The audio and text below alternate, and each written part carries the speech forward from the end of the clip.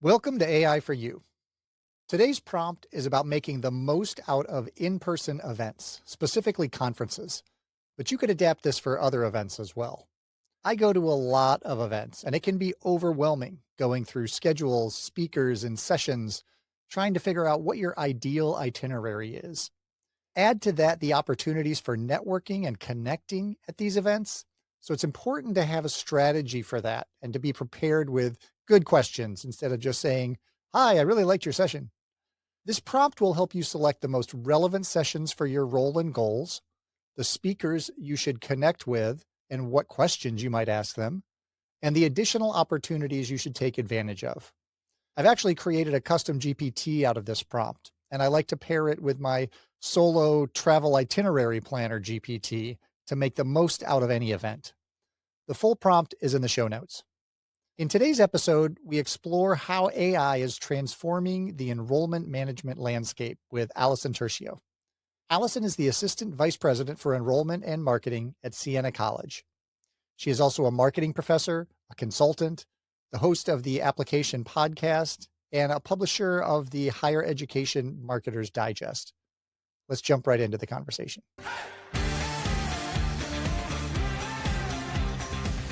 Well, thank you so much for coming on the show today, Allison. It's great to have you. I'm so excited to be on your show, Brian. So, you are an admissions rock star. Love your podcast, The Application. And recently you did a series on various ways to leverage AI for yield season. Can you share some of those use cases?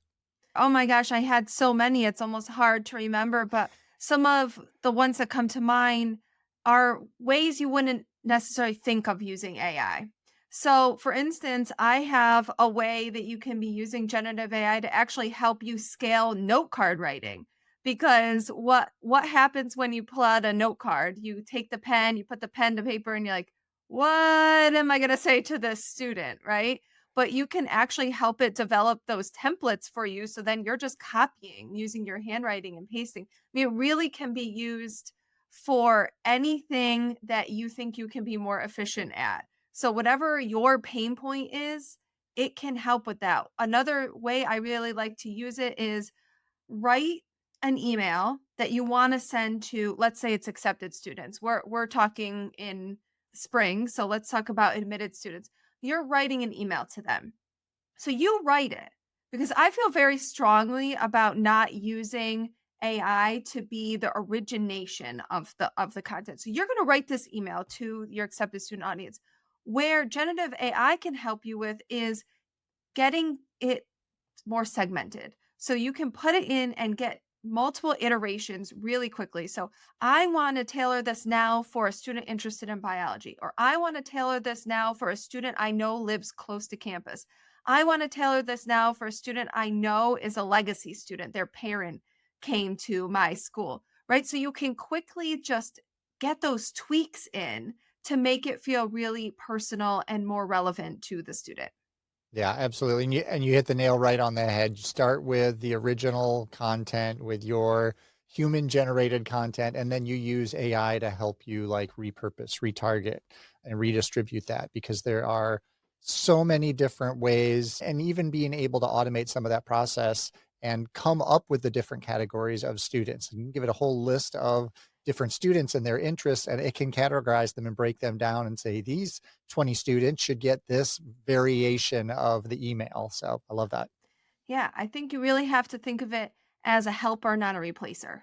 Right. And Yeah. that was the point of the series, and please go and listen to it. It's a 4-part series, and that's really what I try to strike the balance in. How to leverage it, but not have it be replacement for human connection. Actually, how can you be using it in ways that enhance Yeah. communication and connection between you and your students?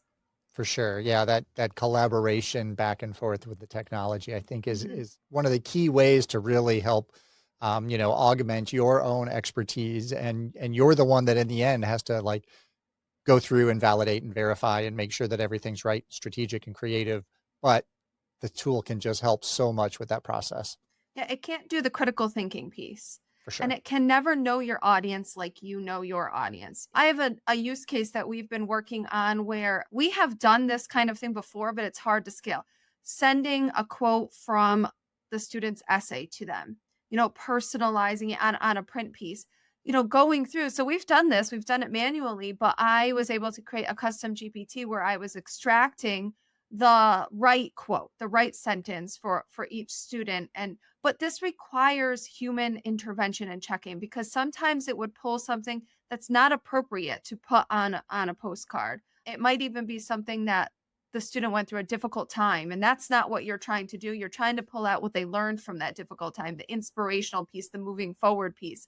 And so it doesn't always get that right. Also, it likes to sometimes add a little flair to the student quote, and you have to refine the prompting that you're doing to make sure it's not doing that. But you have to check it. It's not something that's foolproof in a way that I can just put that in and copy down 250 quotes that it's pulled and put in. Now, has it helped me be able to do that faster? Yes, and get to more students and make them feel more connected, and when they get something like that in the mail, it makes them feel really special, right? That the time was taken to do it. So it's helping us do it to more students, but it can't do it alone. It requires us. Yep, absolutely. And we it always comes back to that on this show, is talking about how you can leverage AI to make yourself more human, to create more human, more personal connections. And I think that's a true power of it. But like you said, it definitely needs oversight. So Yes. I thought the series was a brilliant look at different ways to start thinking about integrating AI into the yield season. What about other seasons? Because we know there are lots of different things going on in admissions all the time with, melt and launches and moving in. And what are some of the other ways that you're using AI? A lot of the use cases, honestly, that I shared for how to connect with admitted students could be used for any other types of students, right? But I think where we have a stumbling block when it's a student before they've applied or before they've been admitted is we don't know as much about them. So how can we make something feel at that personal level when we know less? So one of the things I think AI can help us with is generating questions that we can be asking students, and sort of this like progressive profiling mindset to help learn about them so that we can get to that point where we have this robust information, and then we're giving them that really tailored communication. So that's one way that I think we can be thinking in large scale, top of the funnel. How do we strengthen what we know? Because when we purchase a search name, for instance, all we know is their name, their email, and perhaps their address, right? We don't know a lot about them. But honestly, even my idea about how to talk to a student who lives closer to campus versus farther away, you can at least start there, right? So I think the use cases that I talk about can be applied to different types of students. And the next topic, and I have not yet gotten to the point of deciding what use cases to share. My next idea is to do it for summer melt. How can we be leveraging AI for summer melt? And on that, it's the communications, those kinds of examples, but also the data. You can help it analyze the data to understand which students are most at risk of deciding to go to another school or deciding not to go to college, right?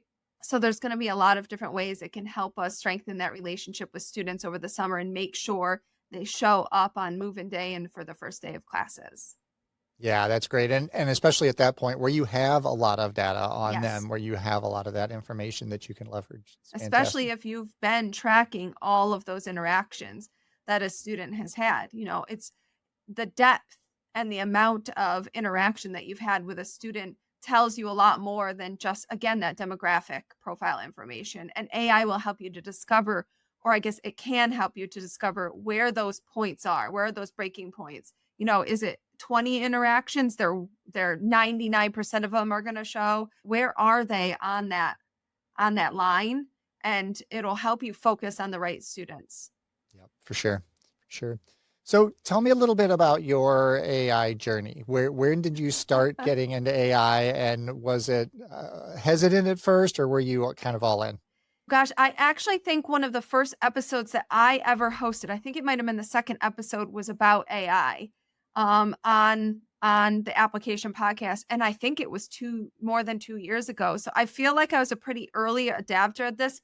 I was just having a conversation with an admissions counselor who hasn't yet dove in at the level that I have. So to answer your question, I think I was full throttle. I dove right in, tried it for all different kinds of things. And that's how I've come to a place where I can share ideas that I actually think will work and that you can go on and do it. But anyway, I was talking to this admissions counselor and I told him, well, don't even start with work. You have a trip coming up, like start there. Like you're going to be 3 days in New York City and you like this kind of food and you definitely want to do these activities. Tell it that information. It's going to give you a really cool itinerary and that's going to free you up for other things that you want to do. For him, he coaches a lot of his kids' sports. So, it's an additive thing to have to plan the vacation. Well, where can we get the help? So I told him start with your personal life, but I think for everyone, you have to be on that personal journey of what works for you and that balance of the human versus the technology. Where are the places where it can help you, but keep your integrity intact? So I feel very strongly about it, again, it not being a replacement for our work, especially for creative work. So we need to find where that threshold is. Each of us needs to do that. Yeah, absolutely. It's a very personal choice, but It you is. know, I'm a huge proponent of using the tools for personal. I have a dozen different GPTs that I use all the time, including an itinerary planner. It's just such a great time saver. It is. And it's simple things like, have you ever gone on Goblin AI? That's a new one that I just got introduced to. And I mean, it just, for instance, you tell it a task that you need to do or in a project you need to work on, and it'll break down the steps. Even that, just getting that help, that clarity, then you take those steps and you put it into your calendar. It can actually become really freeing. Some of the things that bog us down, some of those pain points, some of those things that we end up actually stressing the most about because they build up, it can actually help us with that. So it can help us be better humans because I know when I'm feeling less stressed, I'm a better mom, I'm a better colleague, I'm a better wife, I'm a better daughter, right? So there's ways it truly can help us be better versions of ourselves, but we have to find where that line is where it's too much and we're reliant too much on the technology, or the technology is replacing the feelings and the thoughts that we bring to our projects and our work that make the difference, that make it special. Because if we're all using AI and not doing that, we're not going to get out of the sea of sameness. Right. Yeah.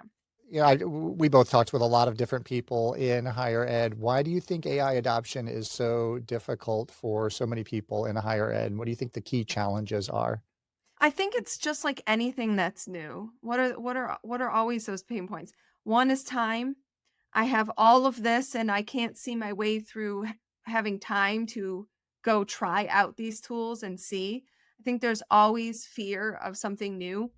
And also, there's real ethical issues and considerations when it comes to generative AI. There's the sustainability and the environmental impact, which I've heard on both sides, because I've heard people say the energy that it's taking to run these models it has a real impact on our climate and the environment. On the other hand, I've had people tell me that this is actually going to help us solve some of our biggest environmental and climate change issues too, right? So there's all of this, and then the ethics on what it's doing to creative, right, and the protection of sort of art and artists' work. So we have to, these are things that we have to weigh. I think it's the same as anything. We're as humans, we're hesitant to change. Sometimes we're hesitant to try new things. I have yet to meet a person that once they saw it and tried it didn't have a light bulb moment of, wow, this could be really helpful and powerful for me in my work. Absolutely. What advice do you have for people or institutions just getting started with the technology? I think the best advice is to jump in and try it. You can't understand. It's like we're sitting here talking about it, Brian, and trying to describe it, but it really comes to life when you actually do it. And you pick Bard, pick Chat GPT, pick Microsoft's generative, whatever one you want to try, and just jump in and try it.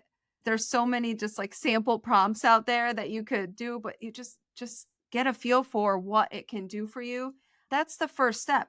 As an institution, I think you have to bring the right people together to talk about what is the right AI approach for your institution. And the answer is going to be different for all of us. but there should be sort of this governance, shared governance approach to a discussion about AI and its use.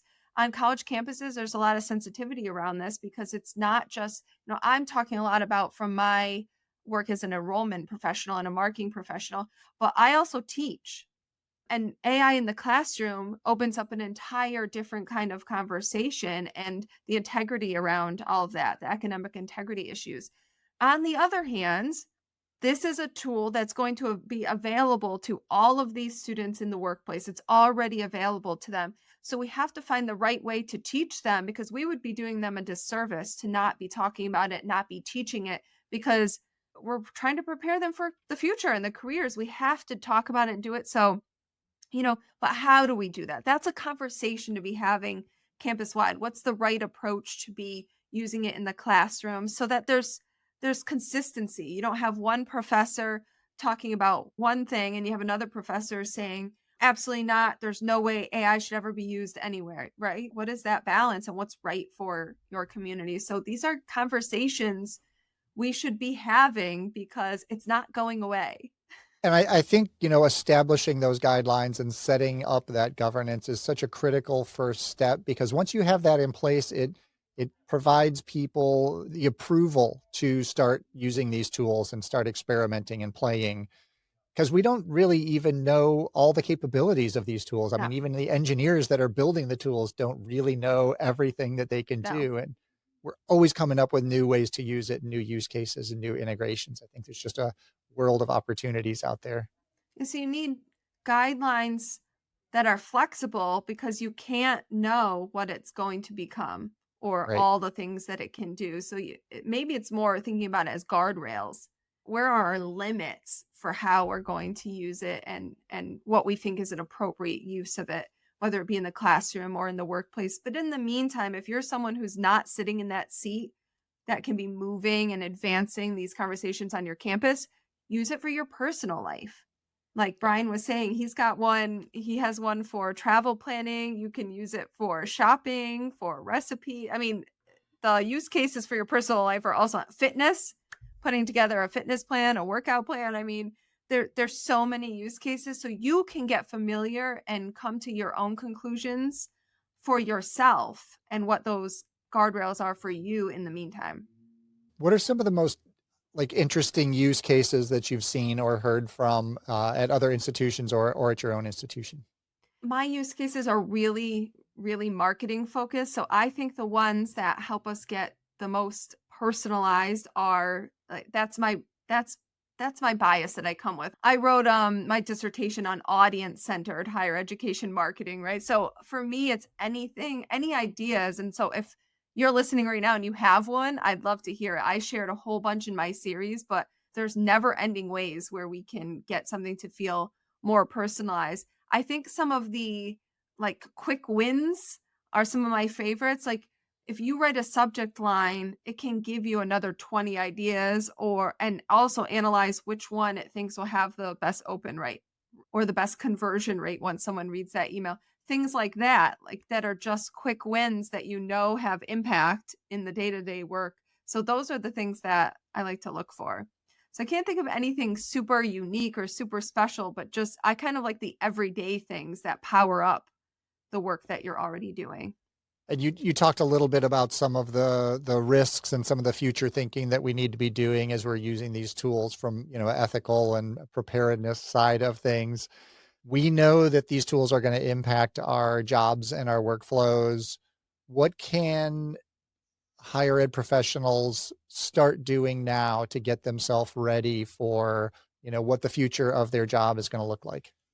I don't think you have a choice but to start trying out and using it now, because if you're sitting on the sidelines thinking I'm not ever going to do that, I just don't see that coming to fruition. I think it's going to become baked into our jobs. It's going to be a skill that's expected for us to have in the workforce pretty much at all different levels in all different industries, doing all different kinds of work. So it's best to get on the boat now. Now, I know there's a lot of people listening perhaps that have those ethical considerations that they're considering, but that's something to dig into too. Let's educate ourselves on what the impacts are. What are those impacts versus other kinds of technology that we already rely on and we're doing, and what are the ways that some of the scientists and experts actually believe AI is going to help us solve some of those ethical considerations. So maybe you're not ready to jump in and try out the actual tools, but you certainly can read up on the challenges that are being considered throughout the different industries with when it comes to AI use, but also you can read up or listen to how other people are using it in the meantime, because one thing I know for sure is it's not going away. Yeah. It's here to stay. What we can't know for sure is what it will look like and feel like even a couple weeks from now, because that's sort of the whole point of it, is it changes itself as we all are using it. So, but the one, it's not going away. So this is probably not the moment to bury your head in the sand and say, I'm not going to try it and I'm not going to learn about it. So if you're not ready to try it, then learn about it. Yeah, and we see that with so much new technology, like when the internet first came out, people were like, "Why would I want a website? Who needs a website?" Yeah. Who needs to be on social channels? And, these things have a way of expanding different capabilities and opportunities. So we need to be at least aware and cognizant of those. Yeah. And you mentioned the difficulty of trying to predict like where things are going. That leads right into my next question. Where do you think AI is gonna go in the next year or 2? I used to ask people 2 or 3 years, but that's way too Oh far out gosh. to Yeah. predict, right? Because it's Or already has changed so much. Yeah. yeah, it's incredible the advances that it's gone through just in the last 2 years since it really, kinda became super public and out there. But what are you Yeah. excited about? Yeah. Well, I don't know if I'm excited about it, but when I think about the thing that comes to mind is what's happening with the video and the imagery and these amazing things that can be done, and you're not actually shooting the video with an actual camera. It's creating this. That is one of those lines for me that I feel that for me it feels uncomfortable. So it's one of those discussion points that we have to have, because what do we lose in terms of authenticity if we're doing that? And we use video to sort of prove things about our world or show things. What happens if the videos are not real? They're not based in any kind of reality. That's scary, but I think it's happening already. So that is only going to get more sophisticated and probably harder to detect what was made using AI and what was made, quote unquote, the old school way, right? Of doing things. So that is, I think it's the visual world of it all that I think is going to accelerate really, really fast.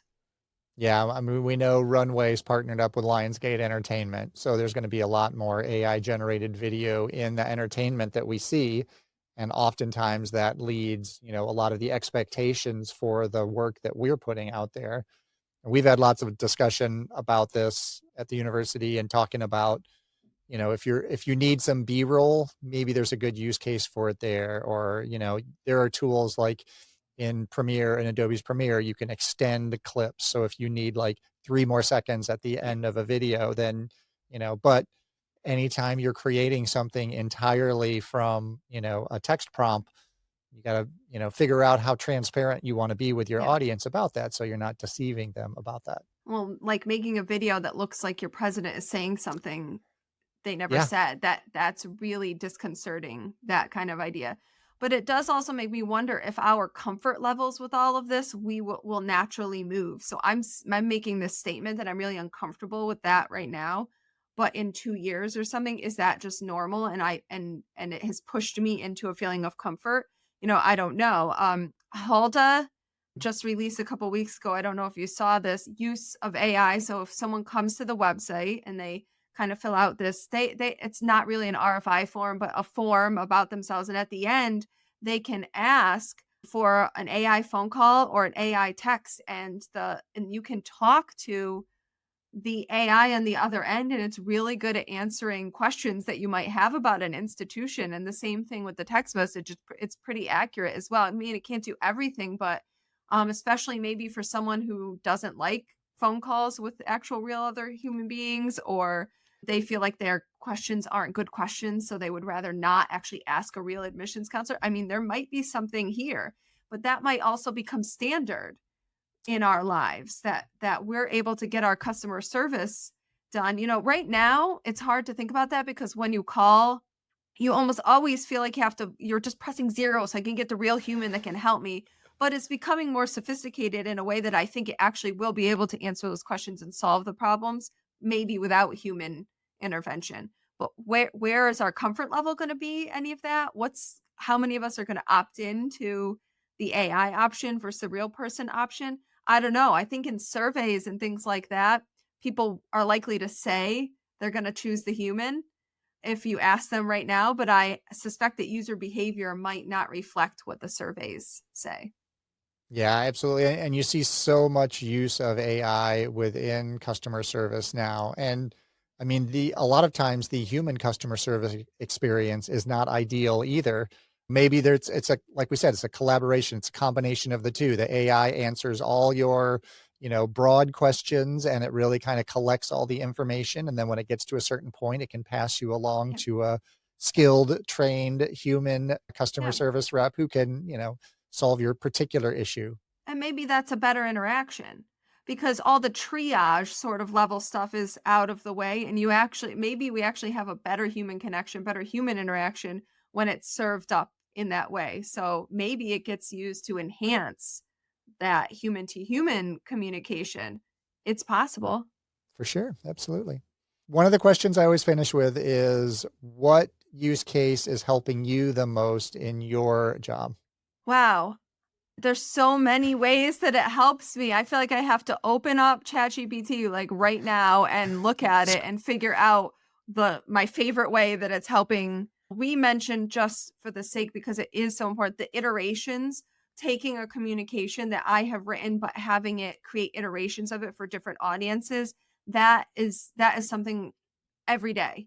And some of the audiences, so if I know a student is more career focused, I will ask it to take this information about and make it more career focused. If it's a student I know is really into service, a service focused student. So really thinking in terms of personas and making that happen.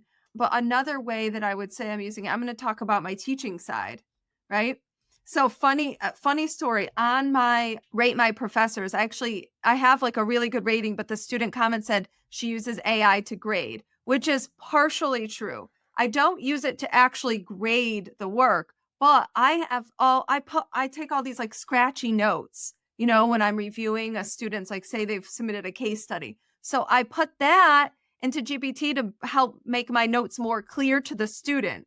But they perceive that. So now I've gone back to my scrappy notes anyway. But that was a use case. And I think as people get more comfortable with it, they'll feel good. Because actually I think they got better feedback that way because it Right. wasn't changing what I was trying to say to the student, but it did a better job of making it more clearly understood than my sort of chicken scratch that I'm doing in the indexes. So I'm hoping that opens up because I actually think it's beneficial to the student. Again, it's actually saving me time because I actually read everything that a student wrote because, again, comfort levels, ethics. I don't Mhm. feel comfortable not reading a student's case study that they have submitted me, but putting a grade on that. Yeah. But Yeah. organizing the notes and making them more clear, yeah, Sure. that's where it could be helpful. So that's a use case I want to be using it. That's great. Well, Allison, I can't thank you enough for coming on the show and sharing your thoughts and insights. If our audience wants to connect with you, what's the best way for them to do that? Oh gosh, find me on LinkedIn. You can also go to allisonturcio.com and sign up for my newsletter. I have a bi-weekly newsletter, and I just bring all the best content from higher ed together in one place. So it's not like a blog kind of newsletter. It's like, here's all the links of the awesome content that's being put out across our industry all in one place for you. So go ahead and sign up there.